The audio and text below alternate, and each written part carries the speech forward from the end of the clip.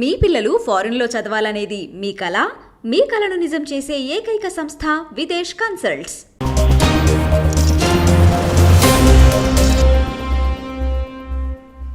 Revanth Reddy Congress party ముఖ్యమంత్రి, BJP నాయకుడు రఘునందన్ రావు మాజీ ఎమ్మెల్యే. అయితే ఆయన రఘునందన్ రావు గారు ఈ మధ్యకాలంలో 1-2 యూట్యూబ్ ఛానల్స్ మాట్లాడుతూ రేవంత్ రెడ్డి గారిని వెనకేసుకొచ్చినట్టుగా ఆయన వ్యాఖ్యలు ఉన్నాయని ప్రచారం జరుగుతోంది.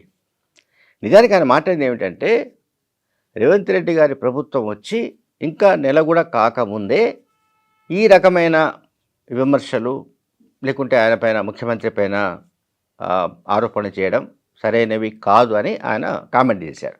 సో ఇక ఆ కామెంట్ పట్టుకుని రకరకాల ప్రచారాన్ని కొనసాగిస్తున్నారు. పైగా దావోస్లో ప్రధానమంత్రి నరేంద్ర మోడీకి సన్నిహితుడైన పారిశ్రామికవేత్త అదానీ గ్రూప్ సంస్థల అధిపతి గౌతమ్ అదానీతో ముఖ్యమంత్రి రేవంత్ రెడ్డి సమావేశం కావడం, గౌతమ్ అదానీ గ్రూప్ మన తెలంగాణలో దాదాపు 12,500 కోట్లకు పైగా పెట్టుబడులు పెట్టడానికి ముందుకు రావడం, ఈ మేరకు MOU జరగడం, దీన్ని బేస్ చేసుకొని మరోవైపు బీఆర్ఎస్ పార్టీ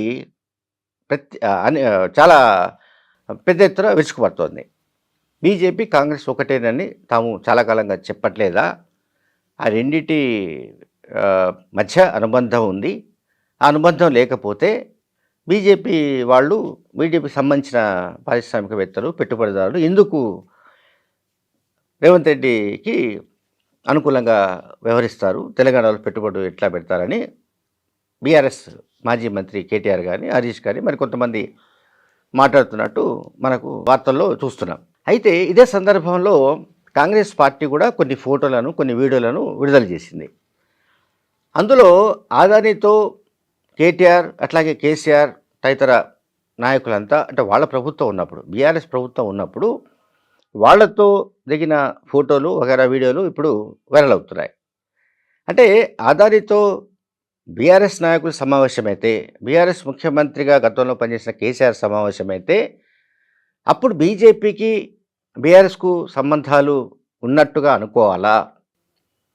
ఇప్పుడు తెలంగాణలో పెట్టుబడులు పెడుతున్న అదానీ మోడీకి సన్నిహితుడైనంత మాత్రాన పెట్టుబడులు పెట్టినందుకు గాను కాంగ్రెస్ పార్టీతో బీజేపీ మిలాఖత్ అయిందని ఎట్లా అనుకోవాలంటూ కాంగ్రెస్ పార్టీ విరుచుకుపడుతుంది. ఇదంతా ఒక సైడు జరుగుతోంది. ఇది బీఆర్ఎస్ కాంగ్రెస్ రెండు పార్టీల మధ్య ఒక విమర్శలు, ప్రతి విమర్శలు, సవాళ్ళు, ప్రతి సవాళ్ళు కొనసాగుతున్నాయి.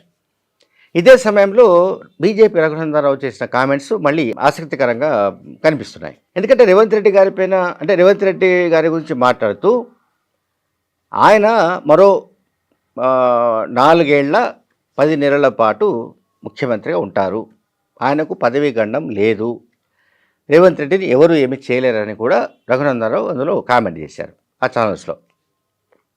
అంటే ఇక్కడ అవుట్రైట్గా కాంగ్రెస్ ముఖ్యమంత్రి రేవంత్ రెడ్డికి నైతిక మద్దతు ఇవ్వాలన్న కాన్సెప్ట్తో రఘునందన్ రావు గారు మాట్లాడినట్టుగా మనం అనుకోవడానికి లేదు. ఎందుకంటే బీజేపీకి కాంగ్రెస్కు మధ్య పచ్చగడ్డి వేస్తే భగ్గుమనే పరిస్థితి ఉంటుంది కనుక బీజేపీ నాయకుడైన రఘునందన్ రావు ఏకంగా రేవంత్ రెడ్డిని సపోర్ట్ చేస్తారని అనుకోవడానికి లేదు. ఇక్కడ ఆయన చేసిన వ్యాఖ్యల కాంటెక్స్ట్ వేరు. రేవంత్ రెడ్డి అయినా మరొకరైనా కూడా కొత్తగా అధికారంలోకి వచ్చిన తర్వాత నెల రోజుల్లోనే ఆ ప్రభుత్వం గురించి, ఆ పరిపాలన తీరు గురించి మార్కులు వేయడం కానీ, ఆ ప్రభుత్వం పాస్ అయిందనో ఫెయిల్ అయిందనో నిర్ధారించడం కానీ సరైనది కాదని రఘునందన్ రావు గారు అన్నారు.